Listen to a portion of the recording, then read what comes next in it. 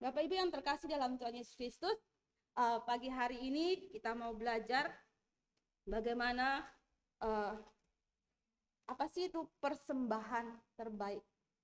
Saya diberikan satu tema yang sangat luar biasa, di mana tema ini sudah mungkin sering kali kita mendengarkan tema ini, bagaimana tentang persembahan yang terbaik.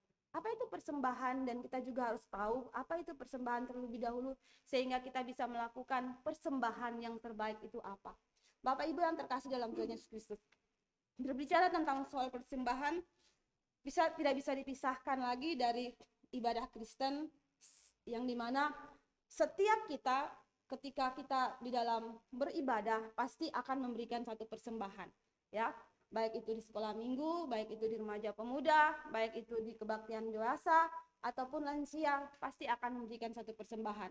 Dan mungkin setelah ini pun juga kita juga memberikan persembahan, dan kolektor yang ada di depan ini dipersiapkan untuk memberikan persembahan. Nah, Bapak Ibu yang terkasih dalam Tuhan Yesus Kristus, di dalam perjanjian lama ada satu cerita tentang Kain dan Habel, yang dimana yang memberikan persembahan kepada Tuhan, dan juga ada cerita tentang seorang janda miskin yang memberikan persembahan kepada Tuhan. Kita belajar dan kita mengetahui tentang persembahan dari ayat-ayat di dalam firman Tuhan itu. Tetapi kita mau belajar di sini yaitu beberapa hal yang perlu kita ketahui adalah di mana persembahan tidak harus berbentuk uang. Tapi sering kali kita berpikir yang namanya persembahan harus dalam bentuk uang, ya kan? Makanya di gereja-gereja menyiapkan kantong-kantong persembahan, kantong-kantong kolektor untuk kita memberikan persembahan di dalamnya. Dan bukan hanya itu, bukan hanya seperti kantong kolektor. Ada di gereja-gereja yang lain ada seperti kotak amal gitu ya. Itu ada kotak persembahan khusus, ada kotak persembahan misi, ada kotak persembahan perpuluhan. Jadi kotak-kotak itu diberikan, disediakan untuk diberikan kepada jemaat, untuk jemaat memberikan persembahan itu. Nah, Bapak Ibu yang terkasih dalam Tuhan Yesus Kristus, di sini kita mau belajar bagaimana apa itu persembahan. Tetapi kita mau mengerti di ayat-ayat yang mungkin tadi kita sudah membaca di dalam Roma pasal 12 tadi, ayat 1 sampai ayat yang ke-12. Di situ sangat jelas bahwa di mana dijelaskan kepada kita persembahan yang benar. Tetapi sebelum itu kita juga lihat tadi di dalam Meleakhi pasal 1 ayat 8a. Tolong slide-nya di Meleakhi tadi. Nah, di sini kita mau belajar kenapa saya memberikan dua ayat ini yang saling berkaitan, bahwa di Meleakhi pasal 1 ayat 8a di situ dijelaskan bahwa apabila kamu membawa seekor binatang buta untuk dipersembahkan, tidakkah itu jahat? Apabila kamu membawa binatang yang timpang dan sakit, tidakkah itu jahat? Nah, Bapak Ibu yang terkasih dalam Tuhan Yesus Kristus, ada kelanjutannya, nanti bisa tolong di slide yang kelanjutan ayat 1 sampai di Meleakhi tadi, 1 ayat 8 sampai seluruhnya. Nah, di dalam ayat-ayat ini dijelaskan kepada kita bahwa apabila kamu membawa seekor binatang buta untuk dipersembahkan, tidakkah itu jahat? Nah, sebentar lagi kita akan merayakan Natal, ya. Dan kita tahu kalau mau merayakan Natal, kita tahu ya, banyak sudah mulai bukan hanya Natal atau Imlek, ada mereka mempersiapkan parsel-parsel ya, parsel-parsel untuk dibuat untuk diberikan kepada kolega-kolega atau teman dekat atau siapa saja yang bisa diberikan kepada orang-orang itu. Nah, tetapi kalau kita lihat ketika dalam membuat parsel itu ada pedagang-pedagang yang mungkin dikatakan pedagang-pedagang yang jahat. Membuat parsel ya, membuat parsel, kita kasih aja barang-barang yang sudah mau expired ya, yang udah kadaluarsa, tinggal mungkin beberapa sebulan atau berapa minggu lagi kita buat. Kalau sudah dibuat dengan dibuat satu parsel yang cantik, orang-orang itu tidak tahu, karena mereka hanya lihat suatu parsel yang sudah sangat cantik, tapi mereka tidak lihat apa isi di dalam makanan atau barang yang ada di dalam situ masih bisa digunakan, masih bisa dimakan atau dinikmati atau tidak. Nah, itu yang dilakukan. Nah, di sini ketika kalau kita mau membuat parcel, pasti kita berbuat sesuatu yang bagus, yang indah, yang cantik untuk kita berikan kepada seseorang. Apalagi orang itu teman yang baik atau kolega yang mungkin kita tahu, kita kenal. Contoh, misalkan kita memberikan satu parcel yang bagus sekali, tapi parcel di dalam isi parcel itu parcelnya tidak layak dikonsumsi atau tidak layak digunakan. Nah, kita akan berikan itu kepada Bapak Wali Kota khususnya ya, atau kalau lebaran. Nah, atau orang-orang yang penting. Contoh aja lah, saya bikin parcel nih, buat secantik mungkin, kasih bunga-bunga, tapi di dalamnya tuh tempat makanannya tuh nggak layak dimakan. Tapi lalu saya berikan kepada mungkin ke Pak Calvin, ke Pak Adi, keluarga Pak Adi, ya tiba-tiba, wah cantik ya, hanya lihat luarnya aja ya, wah cantik ya parcelnya, makasih ya udah kasih parcel, makasih ya sudah memberikan parcel kepada saya. Tetapi ketika parcel itu dibuka dan parcel itu ingin dikonsumsi atau mungkin ingin tahu apa isinya, biasanya orang yang cermat nggak langsung makan. Kalau orang yang waduh ini enak, ini langsung makan, langsung nikmat. Tapi orang yang cermat pasti lihat batas expirednya ya, batas ada luarsanya. Waduh, oh ini udah expired ini nggak bagus ini. Pasti langsung apa? Waduh, lusuh. Kayak mana ini parcelnya ini bahaya nih, isi parcel semuanya nggak bisa dimakan. Ini gimana ini? Pasti ada komplain, ya nggak? Pasti dikomplain. Apalagi kita juga sudah melakukan sesuatu, sudah lah, yang penting sudah melakukan kok. Itu yang terjadi kan. Tetapi di sini ayat yang di sini juga dijelaskan kepada kita bahwa yang tadi di Meleak itu, masa kamu, Tuhan sendiri loh, dia menjelaskan kepada kita, ketika kamu memberikan sesuatu, masa kamu kasih yang buta, kasih yang tidak baik kepada Tuhan, kasih yang tidak layak untuk diberikan kepada Tuhan. Nah, mau dibilang contoh lain lagi ya, mama yang biasa shopping di Lazada, yang Shopee, apa lagi, Zora ya, apa ya? Itulah yang biasa shopping. Contoh, kalau bisa shopping, waduh ada baju cantik, aduh ada tas bagus ini, tiba sudah bilang wah ini keren nih, orang udah mulai chat, oh kita lihatnya bintangnya berapa nih, kalau bintang 1, aduh ini jelek nih, ayo kalau bintang 5, oh ini pasti oke nih, ya udah kita pesan nih. Waktu pesan tiba-tiba, wow, pengiriman sudah sampai di sini, JNE atau JNTF segala macam lah, udah datang, udah sampai, kita buka nih barangnya yang tidak sesuai dengan apa. Waduh, kok di gambarnya ini cantik, kok sampai di sini nggak sesuai dengan di gambarnya. Kita kecewa nggak? Kita kecewa kan? Nah, kita sendiri sebagai manusia kita kecewa dengan perlakuan orang tersebut, kecewa dengan penjual tersebut. Karena apa? Karena apa yang diberikan itu tidak sesuai dengan apa yang kita pikirkan. Kita berpikir, waduh nanti kalau kita mau acara nih, hari Senin mau acara, barang itu datang hari Minggu, waduh hari Minggu udah datang, pasti saya akan pakai di acara hari Senin. Tiba-tiba datang tidak sesuai dengan ekspektasi yang mungkin kita pikirkan, tidak sesuai dengan apa yang kita ingin lakukan atau kita pakai. Pasti kita marah, kita kecewa, langsung kita ini gimana? Saya pesannya ini kenapa datangnya seperti ini? Ada yang robek lagi, ada yang begini, ada yang begitu. Pasti kita langsung bilangin, sudah kita kasih bintang 1 aja supaya orang tidak ada yang membeli di tokonya itu. Ya enggak? Pasti itu yang kita lakukan. Apalagi di sini kita mau memberikan kepada Tuhan. Ya. Seringkali kita merasa bahwa ketika kita mau memberikan kepada Tuhan, sudahlah Tuhan nggak tahu lah, yang penting apa yang sudah kita berikan ya udah, aku udah kasih. Tapi kita lupa di ayat yang tadi Meleaki pasal 1 ayat 8a itu, apabila kamu membawa seekor binatang buta untuk dipersembahkan, tidakkah itu jahat?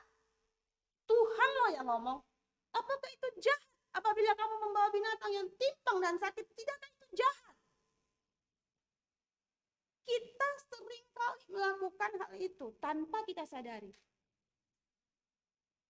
Bapak Ibu yang terkasih dalam Tuhan Yesus Kristus, di sini ketika mempersembahkan tubuhmu atau uangmu, mempersembahkan tubuh bukan hal asing yang bagi orang Israel.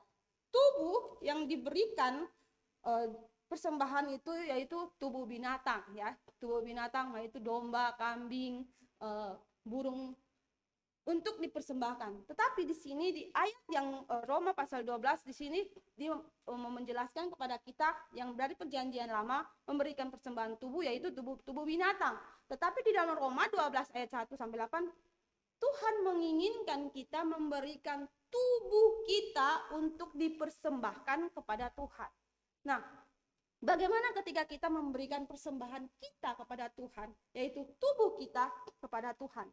Bapak Ibu yang terkasih dalam Tuhan Yesus Kristus, dalam bahasa sehari-hari atau memberikan dirimu, di mana kalau Alkitab mengatakan persembahkan dirimu, yaitu maka meliputi seluruh yang ada pada kita. Ya, di dalam ketika kita memberikan persembahan kita, semua yang ada di dalam kita, kita mempersembahkan seluruhnya kepada Tuhan. Baik itu pikiran kita, ya, semua yang ada di dalam hidup kita, kita memberikan kepada Tuhan. Talenta kita berikan semuanya kepada Tuhan. Apapun yang ada dalam diri kita, yang sudah Tuhan berikan bagi kita mau kembalikan kepada Tuhan. Bapak Ibu yang terkasih dalam Tuhan Yesus Kristus. Di sini juga kita mau belajar, ada seorang ibu yang hanya bisa bekerja sebagai seorang penjahit baju, dan dia tidak bisa melakukan apa-apa untuk dia berikan kepada gereja atau kepada Tuhan. Lalu dia berusaha dengan hasil yang dia ingin lakukan, dia menjahit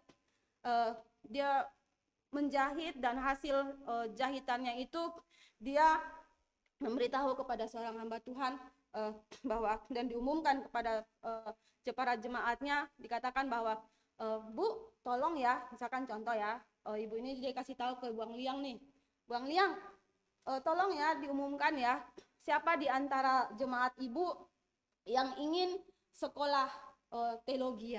Dan kalau misalkan ada beberapa orang yang ingin sekolah teologi, satu orang saja yang untuk sekolah teologi, saya akan membiayai sampai selesai anak itu untuk bisa menjadi seorang hamba Tuhan. Nah, jadi melalui hasil jahitannya ini dia membiayai anak ini sampai selesai. Nah, ketika anak ini sudah selesai sekolah teologi dan menjadi seorang pendeta, ibu ini memberikan dia satu hadiah, dan ibu ini yang membiayai anak ini, dia memberikan satu hadiah, sepasang jas dan celana ya, mungkin seperti Pak Calvin, Pak Adi, Pak Chris gini ya, keren ya kalau mereka pakai jas ya. Dia menjahit satu baju sepasang untuk anak yang sudah selesai ini. Ketika dia memberikan itu, dia berkata demikian. Dia bilang gini, saya ingin melakukan penginjilan, saya ingin ikut melakukan semuanya, tapi saya tidak bisa, saya sudah sangat umur, saya tidak mampu lagi untuk melakukan pelayanan. Tapi saya masih bisa melakukan melalui aktivitas saya bisa menjahit, dan saya memberikan semuanya ini untuk kamu, sehingga kamu bisa menjadi seorang hamba Tuhan. Dan tolong kamu pakai baju ini, dan engkau ketika kamu menyampaikan firman Tuhan, kamu berdiri di situ, kamu memakai baju ini. Ketika kamu memakai baju ini dan kamu menyampaikan firman Tuhan, saya merasa bahwa saya sudah mengikut sertakan di dalam ada melayani Tuhan. Nah, ibu ini dia mungkin seorang yang tidak begitu lumayan punya sesuatu, tetapi dia mau memberikan sesuatu itu kepada Tuhan. Ada salah satu yang kami di Salem ya, ada ruang doa. Nah, ruang doa itu pun juga disponsori oleh seorang ibu, ada ibu Korea yang memberikan hasilnya untuk membangun rumah doa. Nah, Bapak Ibu yang terkasih dalam Tuhan Yesus Kristus, dalam hal ini apa yang harus kita lakukan untuk kita betul-betul sungguh-sungguh mengerti siapa Tuhan, kasih Tuhan yang mengalir di dalam hidup kita sehingga kita bisa merasakan apa yang Tuhan kerjakan dalam hidup kita sehingga kita bisa membagikan itu kepada orang di sekitar kita. Seperti ibu tadi. Bapak Ibu yang terkasih, dalam kisah ini juga ada satu cerita di sebuah gereja, datang juga seorang anak muda. Nah, di mana di dalam gereja itu biasanya kami ya di daerah kami, contohnya ketika kami di dalam membangun gereja dulu, ketika membangun gereja, apapun yang bisa kamu berikan ke gereja kamu bawa. Nah, jadi waktu itu gereja kami itu masih terbuat dari dinding ya, dari dinding dan ketika membangun satu gereja yang bagus, karena puji Tuhan waktu itu ada tanah yang sudah disediakan, tapi ingin membangun gereja harus membutuhkan dana. Jadi jemaat-jemaat yang ingin membantu untuk membangun gereja itu, ada yang membawa kain tenunan, ada yang membawa pisang satu tandan, terus ada yang membawa banyak barang untuk dikasih ke gereja dan dilelang ya, dilelang. Untuk hasil dari lelangan itu dia persembahkan untuk pembangunan gereja. Nah, singkat cerita, pada waktu itu ada beberapa yang sudah memberikan persembahan secara nyata. Oke, harga pisang ini berapa, kain tenunan ini berapa, dan hasilnya sudah masuk ke dalam kas gereja. Tapi ada beberapa dari para jemaat-jemaat yang lain yang bisa, kalau mungkin Bapak Ibu yang ingin memberikan persembahan di dalam tulis di dalam kertas dan bisa memberikan masukan ke dalam kantung persembahan. Jadi contoh diberikan satu kertas, ada yang oke, saya memberikan satu truk pasir. Lalu saya tulis lagi, saya memberikan 20 sak semen. Ada yang memberikan batu, ada yang memberikan batu bata, ada yang memberikan cat. Jadi semua ada beberapa orang yang memberikan janji iman ya, di sana janji iman untuk ditulis lalu dikasih masuk ke kantong persembahan tersebut. Nah, ketika semuanya sudah dikasih masuk di dalam kantong persembahan dan kantong persembahan itu dibawa ke ruang pastori ya, ruang pastori, dan semua majelis dan bendahara mulai membuka uang persembahan dan mereka mulai menghitung uang persembahan, dan ada yang membuka kertas-kertas persembahan itu sehingga mereka melihat, oh ini ada yang kasih ini nih, oh baguslah, syukur, oh ini ada yang ini, ada yang ini, ada yang ini. Tapi pada waktu mereka lagi menghitung semua persembahan-persembahan tersebut, ada seorang anak pemuda yang berdiri terus di samping majelis tersebut. Dia berdiri di situ sambil si majelis ini atau bendahara ini berpikir, ini dia mau ngapain ya? Kenapa dia berdiri di sini dari tadi ya? Jadi berpikir yang aneh ya. Jangan-jangan dia lihat-lihat uang nih. Udah pikir. Lalu akhirnya supaya tidak mencurigai dan saling mencurigai, dia bertanya kepada pemuda ini, Dek, kamu ngapain berdiri di situ dari tadi loh? Saya hitung, kamu berdiri aja di situ. Terus kamu mau ngapain? Lalu pemuda ini dia bilang apa? Bapak Ibu, Pak, di kertas Bapak lihat nggak? Saya menulis apa di dalam kantong persembahan itu? Oh, saya belum lihat. Lalu ada salah satu bilang, oh ini ada tulis, saya mempersembahkan diri saya. Bapak Ibu, dia mengatakan, nah itu punya saya. Kenapa saya berdiri di sini? Saya memberikan di dalam kertas itu, saya memberikan persembahan, yaitu diri saya untuk Tuhan. Apa? Dia bilang gini, nanti kalau udah mulai pembangunan gereja itu, panggil saya. Saya yang akan membantu untuk membangun gereja. Karena saya tidak punya apa-apa. Yang saya punya tenaga saya. Jadi saya memberikan diri saya untuk membantu membangun gereja itu.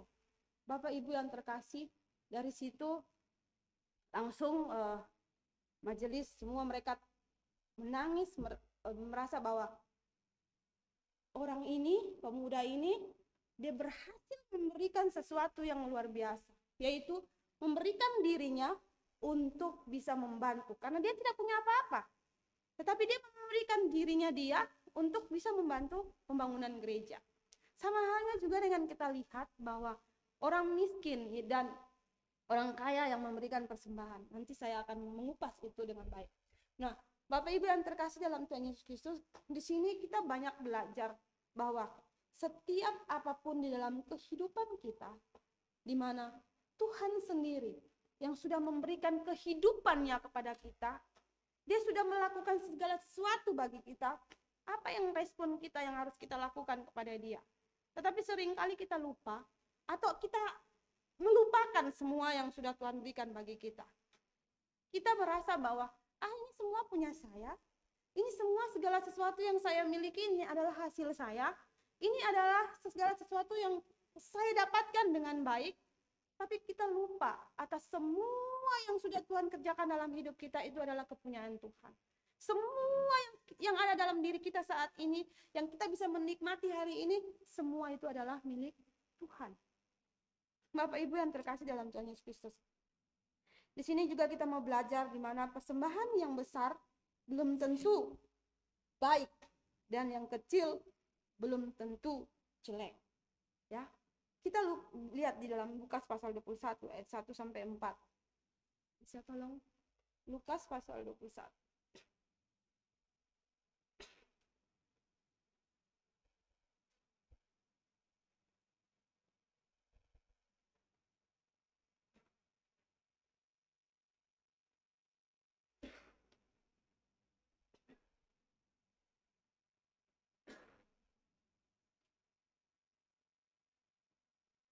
Nah, kenapa di situ kita mau belajar bahwa dan juga kita tahu bahwa ketika Yesus mengangkat mukanya, ya kita lihat dia melihat orang-orang kaya memasukkan persembahan. Ia melihat juga seorang janda miskin memasukkan 2 peser ke dalam peti itu. Lalu ia berkata, aku berkata kepadamu sesungguhnya janda miskin ini memberi lebih banyak daripada mana tadi? Sesungguhnya janda miskin ini memberi lebih banyak daripada semua orang itu. Sebab mereka semua memberi persembahannya dari kelimpahannya, tetapi janda ini memberi dari kekurangannya. Bahkan ia memberi seluruh nafkahnya. Bapak Ibu, di sini kita mau belajar dari bahasa Yunani tentang memberi, yaitu kita bisa lihat. Miskin ada 2 macam. Penikros yaitu miskin tapi belum habis-habisan. Ya. Penikros artinya miskin tapi belum habis-habisan. Dia masih bisa beraktivitas dan dia bisa ada sedikit lah mau dikata. Itu penikros. Tapi kalau tokos, artinya tokos yaitu miskin yang habis-habisan. Tidak ada sama sekali ada apapun yang ada di dalam diri dia. Jadi janda miskin ini di mana dikatakan bahwa tokos tidak punya sesuatu dan dia memberikan seluruhnya kepada Tuhan. Kalau kita lihat tentang Lazarus itu juga tokos ya, bukan penikros. Dia miskin yang tidak punya apa-apa. Nah, Bapak Ibu yang terkasih, miskin atau penikros karena di situ dikatakan janda miskin ini dia pertama penikros yang dimana dia masih punya 2 peser. Ya tadi saya katakan penikros itu miskin yang biasa-biasa yang masih ada. Dari dia penikros dia punya 2 peser sehingga menjadi tokos. Tokos yaitu sudah tidak punya. Karena 2 peser tadi sudah diberikan seluruhnya sehingga dia tidak punya apa-apa lagi, jadi tokos, ya jadi dalam bahasa Yunani. Nah, dari sini kita mau belajar bahwa Di dalam Alkitab King James Version di situ dikatakan all the living. Jadi seluruh hidupnya diberikan untuk Tuhan. Semuanya. Jadi kalau kita lihat di dalam perjanjian lama, ketika seorang janda juga memberikan makan kepada seorang nabi, dia mengatakan apa? Kalau saya membuat makanan ini, nanti setelah itu saya sudah mati. Anak saya sudah nggak ada lagi. Tapi imam itu, nabi itu mengatakan bahwa kamu buatlah terlebih dahulu makanan itu untuk saya, dan kamu akan melihat betapa kasih Tuhan kepada engkau dan akan memberikan sesuatu yang lebih. Apa yang terjadi? Terbukti bukan? Ketika dia memberikan kepada hamba Tuhan, kepada orang yang dimana nabi itu atau imam itu, dia memberikan makanan itu, apa yang terjadi? Tepungnya terus tanpa henti, dan minyaknya pun terus, ya. Karena apa? Dia betul-betul sungguh-sungguh memberikan semuanya kepada Tuhan. Dan kita juga bisa melihat kepada Abraham dan Ishak, di mana dikatakan Tuhan memberikan janji kepada Abraham. Seringkali dan Abraham merasa bahwa apa? Janji ini benar apa enggak ya? Sampai terjadi sesuatu yang dikatakan istrinya sudah sangat tua dan mungkin tidak bisa dan tidak mampu untuk memberikan itu. Tetapi ketika Tuhan menggenapi janjinya melalui Ishak, Tuhan menguji lagi Abraham dengan cara apa? Saya ingin anakmu yang pertama itu, anak yang tunggal itu untuk saya diberikan kepada saya. Dan itu yang dia lakukan. Ketika dia memberikan semua apa yang dia miliki, yaitu anaknya yang tunggal itu kepada Tuhan, Tuhan menggantikannya dengan domba. Dan apa? Semua anak cucu daripada Abraham diberkati oleh Tuhan. Bapak Ibu yang terkasih dalam Tuhan Yesus Kristus, di sini kita banyak belajar bagaimana ketika di dalam memberikan persembahan. Nah, kita lanjut di dalam orang kaya ini bisa berjumlah banyak, tapi hanya dari sekian persen dari duitnya. Dia bisa memberikan banyak, tapi dia hanya memberikan sekian persen ketika dia memberikan itu. Tetapi janda miskin ini, dia bisa memberikan seluruh hidupnya, dipertaruhkan di dalam 2 peser tadi. Nah, di sini kita melihat, ya, simak baik-baik. Tuhan tidak melihat jumlahnya, tapi Tuhan melihat pengorbanan yang menyertai. Di mana sudahkah ada hati yang rela berkorban untuk memberikan persembahan? Ya. Di ayat yang tadi, ayat yang pertama, ketika kita memberikan persembahan yang banyak atau persembahan sedikit, Tuhan melihat. Nah, di sini juga kita melihat bahwa ketika Yesus mengangkat mukanya, ia melihat. Kenapa ayat ini sangat ditekankan? Ia melihat orang-orang kaya. Jadi dia melihat orang kaya dan orang miskin di dalam memberikan persembahan. Coba kalau kita pikirkan ya. Jadi di sini kita mau melihat bahwa Tuhan melihat apa yang kita ingin berikan kepada Tuhan. Tuhan melihat, ya. Dia bukan hanya sekadar hanya lihat gini ya.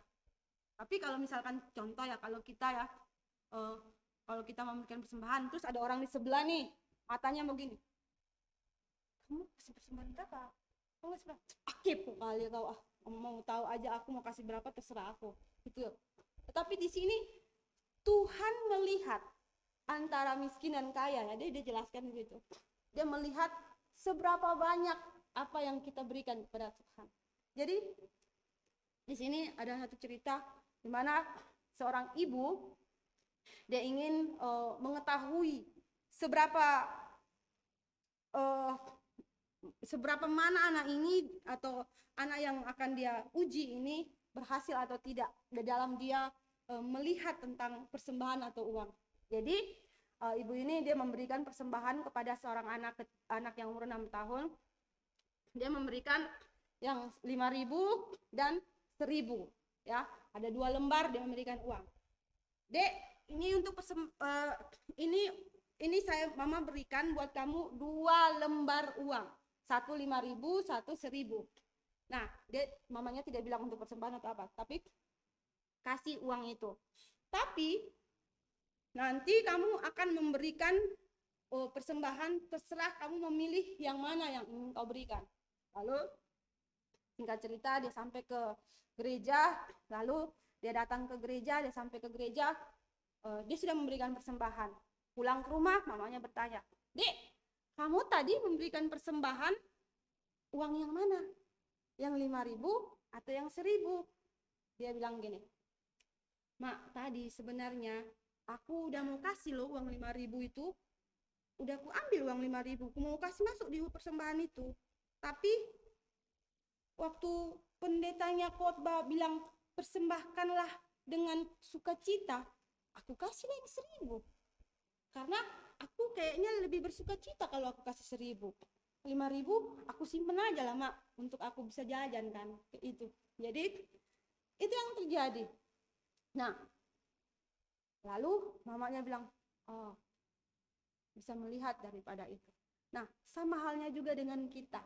Mungkin ketika kita mau memberikan persembahan kepada Tuhan, kita pasti dalam tas atau kantong atau dompet kita masih melihat, kasih berapa nih ya?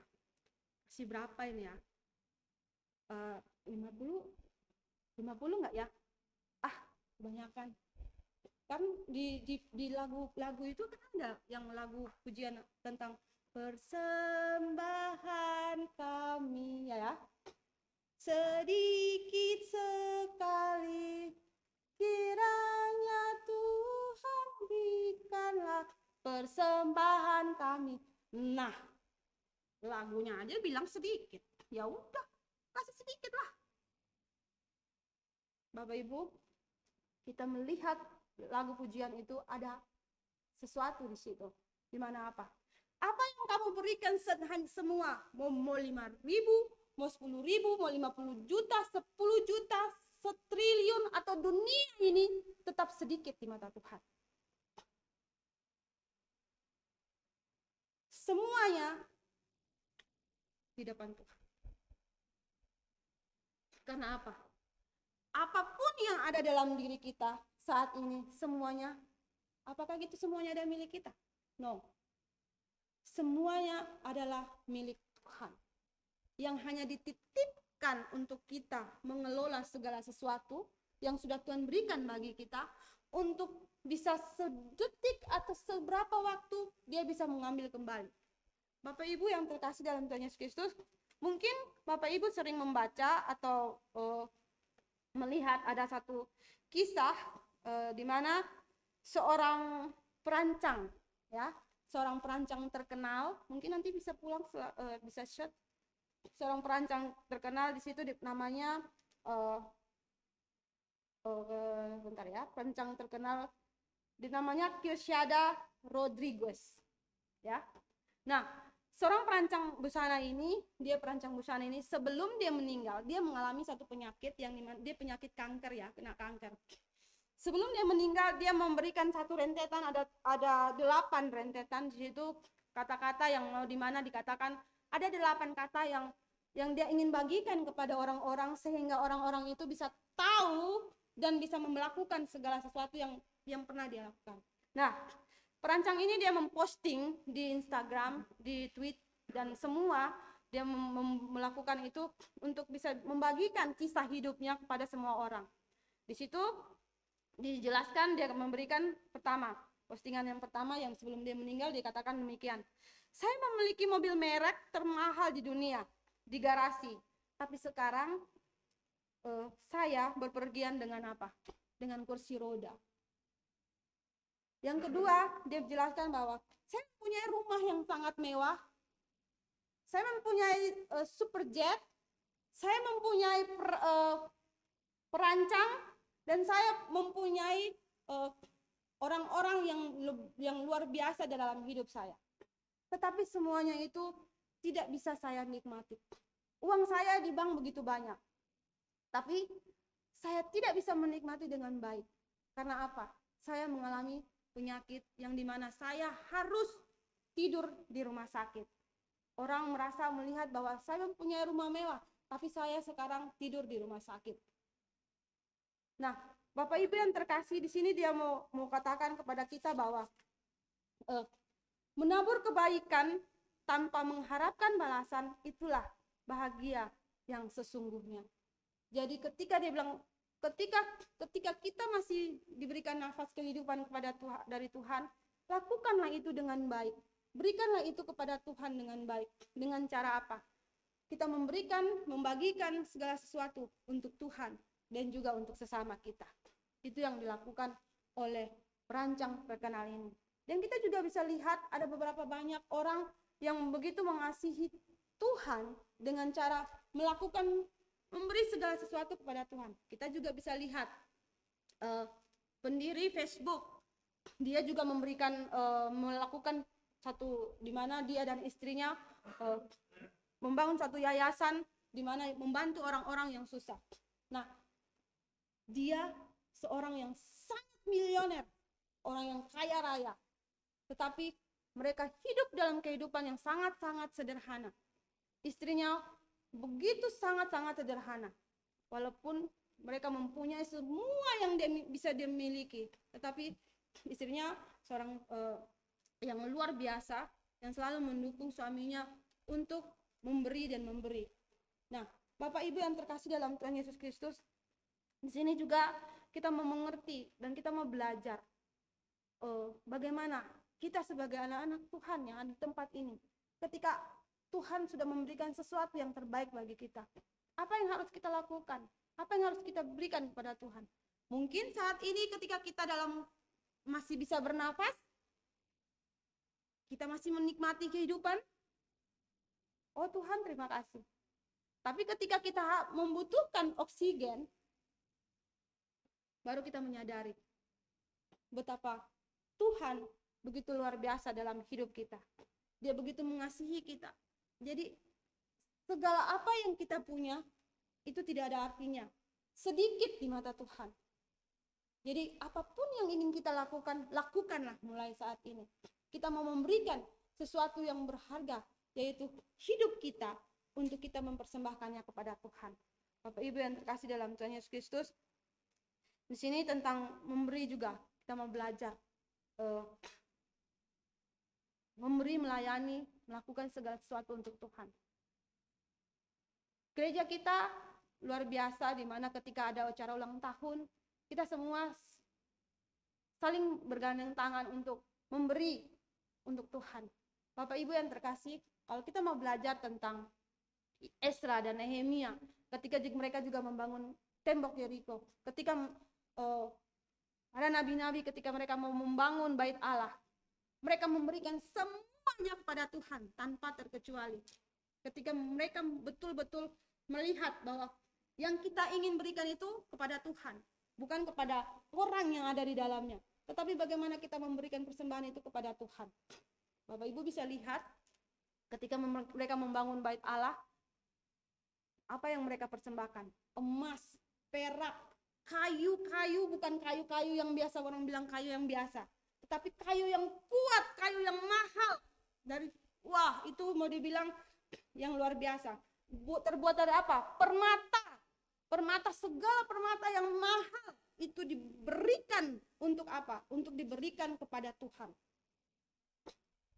Mereka betul-betul sungguh-sungguh ketika mereka mau melakukan untuk Tuhan tanpa memikirkan segala sesuatu. Kita bisa lihat juga di jemaat mula-mula, di kisah para rasul, ketika mereka memberikan segala sesuatunya untuk kebersamaan, untuk melakukan bersama-sama kepada Tuhan. Dan apa yang harus kita berikan? Kita bukan hanya memberikan uang, kita hanya tidak memberikan ini dan itu, tetapi kita memberikan lewat doa kita. Ya, kita bisa lihat ya di grup grafi sering, ada yang sakit, tolong doakan, semua langsung sama mendoakan. Ada yang meninggal, semua langsung betul berduka cita. Itu adalah sesuatu empati yang sangat luar biasa. Ketika kita mau memberi, bukan hanya memberi di dalam bentuk uang, tetapi kita memberi hati kita, pikiran kita, waktu kita, untuk siapa? Untuk Tuhan dan sesama kita.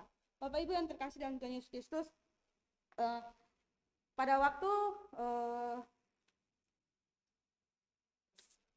saya melayani di panti asuhan, itu Saya hanya ingin ketika mungkin selesai sekolah teologi, saya dapat gereja dan saya akan melayani Tuhan, mungkin hanya bisa di mimbar lah mau dibilang ya. Tapi memang dari waktu saya masih kecil, saya mungkin sudah bagikan ketika opa saya kan ada seorang yang ateis, dia ikut Tuhan pun juga belum terlalu mengerti tentang Tuhan. Dan ketika dia datang ke gereja, dia bilang, nanti kalau kamu besar, dia yang selalu mengatakan, kalau kamu besar, kamu harus seperti itu, kamu harus seperti itu. Kami selalu pergi ke gereja bersama-sama, dan dia selalu melakukan, kamu harus seperti itu. Jadi itu terngiang terus dan ke bawah. Dan waktu saya SMA, saya bilang, Tuhan, saya ingin memberikan diri saya untuk Tuhan. Tapi saya berpikir, aduh, kalau menjadi hamba Tuhan, karena sudah pernah dibilang-bilang ya, waduh harus hafal Alkitab, harus baca ngerti Alkitab, aduh aku susah. Terus selalu terbawa terus Tuhan, kenapa bukan kakak saya yang jadi hamba Tuhan? Kenapa bukan adik saya yang hamba Tuhan? Kenapa mesti saya? Itu. Dan waktu itu pun juga saya bilang sama mama saya. Dan mama saya bilang, mak, aku pingin loh, nanti kalau aku besar, aku pingin jadi punya satu panti asuhan. Dan itu hanya kata-kata yang mungkin seorang anak kecil yang mungkin biasa lah gitu ya. Tapi saat ini saya diberikan tempat, yaitu melayani anak-anak di panti. Dan di sekolah pun tahu, dari tingkat 1 saya kuliah dari tingkat 1 sampai tingkat 5 pun itu selalu diberikan kepada anak-anak. Selalu tingkat 1 di anak-anak sekolah minggu, 2 sampai tingkat 5 selesai pun itu di anak-anak. Jadi dalam hal memberi, saya belajar dari mama saya dan kakak saya. Kenapa? Kakak saya itu bukan dia diambil oleh mama saya dari umur 9 bulan karena ada sesuatu hal sehingga mama saya mengambil dia dan merawat dia 9 bulan, dan dia juga merawat saya. Dari mama saya belajar bagaimana dia memberikan semua hidupnya untuk kami. Dengan gaji yang hanya beberapa, dia bisa menyekolahkan kami dan kakak saya. Dan itu saya belajar bagaimana mama yang begitu memberikan hidup dia untuk kami dan apa yang harus kita berikan. Dan akhirnya sekarang kakak saya pun juga dia lumayan dan dia bisa berhasil dan dia juga kembali memberikan. Dan mama saya juga mengajarkan kepada saya untuk apa? Ketika kau memberikan sesuatu kepada orang lain, jangan kau anggap pemberian itu akan kembali lagi kepada kamu.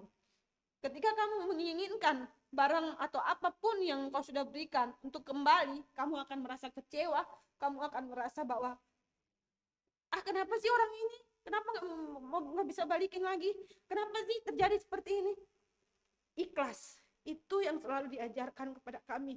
Untuk dalam segala sesuatu harus melakukannya dengan ikhlas. Kalau ketika kamu melakukan sesuatu dengan beban, maka semua pekerjaan itu hanya pekerjaan yang sia-sia. Tetapi ketika kamu melakukan pekerjaan itu dengan ikhlas, semuanya akan menjadi berkat bagi kamu. Bapak Ibu pasti merasakan, lebih baik memberi atau menerima. Pasti kita merasa bahwa begitu sukacita ketika kita memberi kepada orang dan orang itu berbahagia. Orang itu sukacita ketika menerima sesuatu dari diri kita. Ya, pasti kita sangat bahagia. Tetapi bagaimana kalau kita hanya menerima? Itu sangat, mungkin kita merasa, sudahlah menerima sesuatu, sudah selesai. Ada satu cerita yang hampir sama, di situ dikatakan demikian. Ada seorang anak kecil,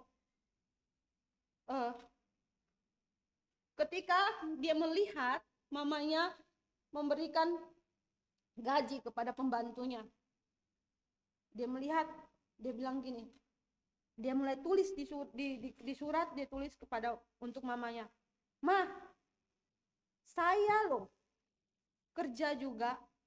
Saya lihat mama memberikan gaji kepada pembantu. Padahal saya juga kerja. Saya bekerja jaga adik. Saya disuruh siram bunga. Saya disuruh mama beli untuk belanja ke pasar. Untuk beli barang-barang mama. Tapi kok saya nggak digaji?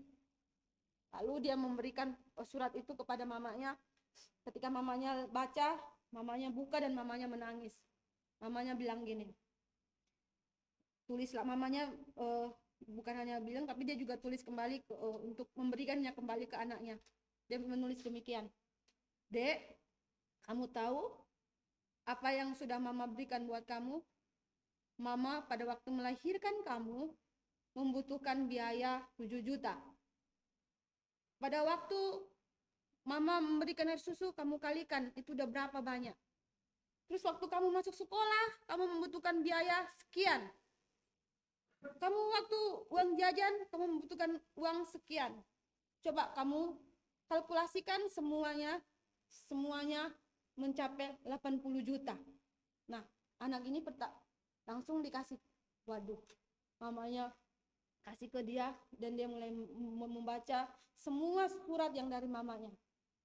Nah, Bapak Ibu, apakah kita tidak sama, hampir sama seperti itu? Seringkali kita menghitung-hitung berkat yang Tuhan berikan bagi kita. Sampai kita lupa apa yang harus kita berikan kepada Tuhan. Ketika kita memberikan sesuatu kepada Tuhan, kita selalu menghitung-hitung seperti anak itu. Kita selalu berpikir bahwa, Tuhan, kayaknya nggak pas untuk saya memberikan itu kepada Tuhan. Kita selalu menghitung-hitung, mengkalkulasikan segala sesuatu yang ingin kita berikan kepada Tuhan.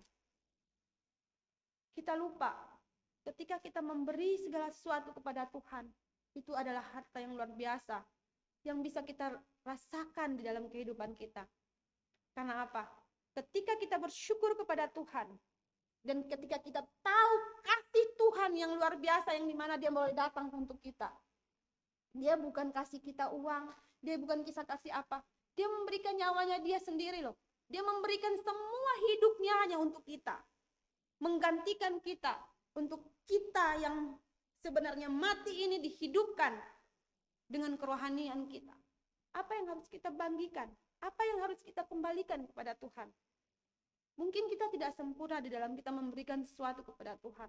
Tapi mulai saat ini, kita mau belajar. Lakukanlah memberi yang terbaik untuk Tuhan. Kita belajar. Saya pun belajar.